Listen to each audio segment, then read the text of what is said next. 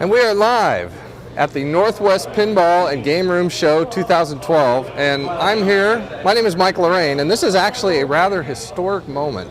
This is our first live broadcast ever, I believe, in the history of all pinball shows. And I'm standing here with Brian Cady, who is a big part of what makes this show work.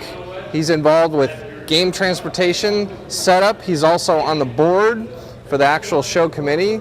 And I actually thought, Brian, you'd be a great person to talk to first, so you're actually our first interview in the history of live webcasting for the Northwest Pinball and Game Room Show. I gotta say Arcade Show, sorry. Yes, Northwest Pinball and Arcade Show 2012. So tell me, how do you feel at this moment?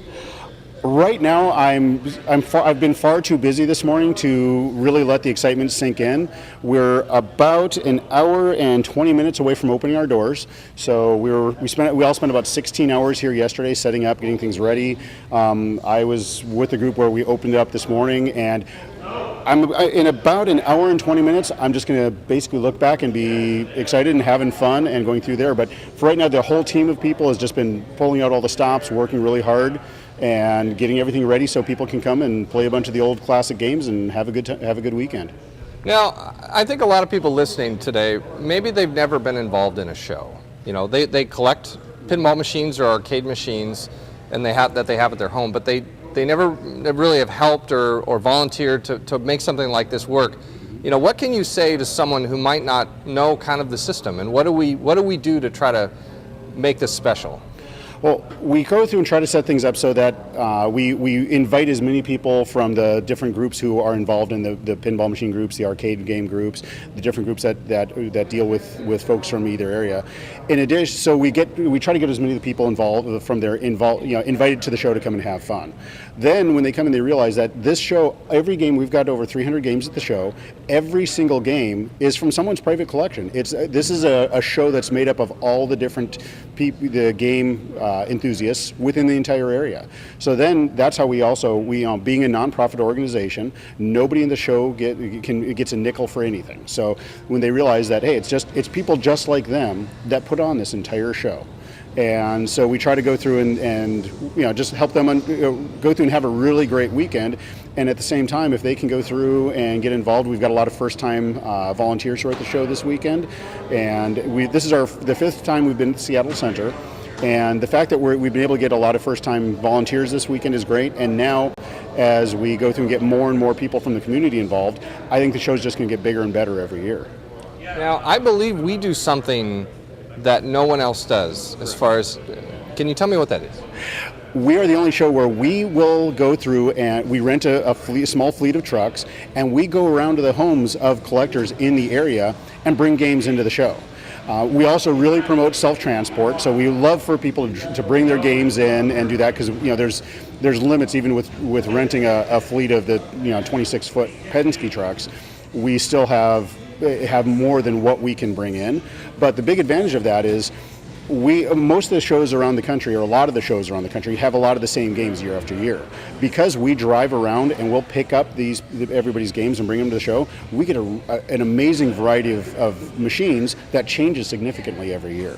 So we have a lot of the same classics and favorites, of course, are going to be here every year. But every year, as I walk through, I find games haven't played before. I haven't played in such a long time that it's just an exciting time to walk through and see all the different games and get a chance to play some that I haven't seen in so long. So tell me, what games can you think of offhand that are something you haven't seen that really was just amazing to see today? One of the games that's really obscure that we have here today, it's a pinball machine called Joust. It is a two-sided pinball machine, so either people sit on either side, and you can hit the ball back and forth to each other. It's a really obscure pinball machine, and I've never seen one at another show. I've been at some shows where we've seen some pretty obscure machines, never seen a Joust. In addition, we have here, for the first time at the show, the Pinball Museum, Seattle Pinball Museum is providing a grouping of machines that go back into the 40s and 50s. We've got flipperless machines that are here for people to see. We've got Tim Megan is one of the preeminent restorers of Gottlieb Wedgehead pinball machines from the 60s, and he's got some beautiful games. He's got a Majorettes that's just is one of my favorite games in existence for the old 60s games.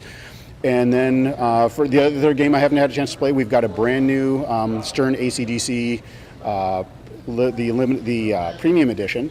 And those haven't hit any of the arcades yet. They're not out and about yet. And we've got one that was just set up by one of the folks. So yeah, from the very newest games to some of the very oldest games, it runs the gamut, and I enjoy all of them. So that's what excites me, is getting to see some of the new and unusual types of games. That's excellent. So Brian and I encourage you, if you're in the Seattle area or near here where you can drive on up this weekend, come on up. There's so many games, amazing stuff that you might not have seen since childhood.